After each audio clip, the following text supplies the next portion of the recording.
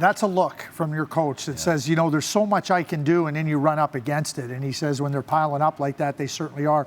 My dear late friend Brad McCrimmon always used to talk. He goes, you can patch up front, and obviously Connor McDavid, you don't replace him. But Oscar Klefbom is clearly their best defenseman, and he does so much for that team. And this may be the injury that really puts them into a bind here. And because it's not just a couple of games, it's 2 to 3 weeks. And you're without McDavid, you're without Cassian, you're without James Neal, you're without Chris Russell. Listen, by that, do you mean they could fall out of the playoffs? Absolutely they could. Hey, listen, that's a really tight band in that Pacific Division in the Western Conference. Absolutely they could fall out. If that's the case, then, Bob, what does Ken Holland do?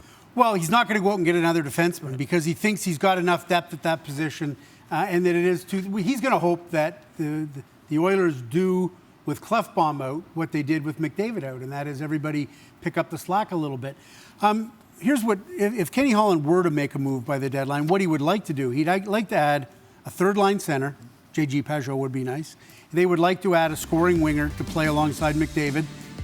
Chris Kreider would be nice. But there's two problems with that. Number one, those high-end rentals are going to fetch a first-round pick and a prospect and maybe something else. And Kenny Holland's not giving up his first-round pick.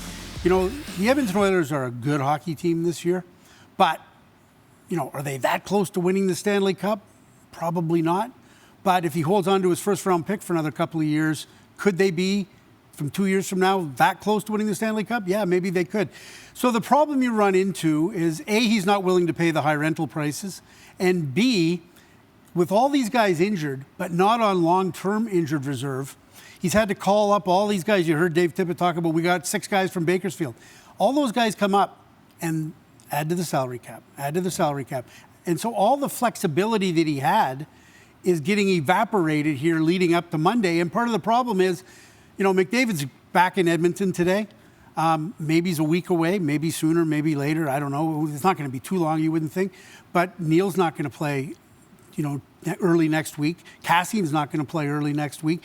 They've got holes in their lineup that they have to bring guys up from Bakersfield to fill.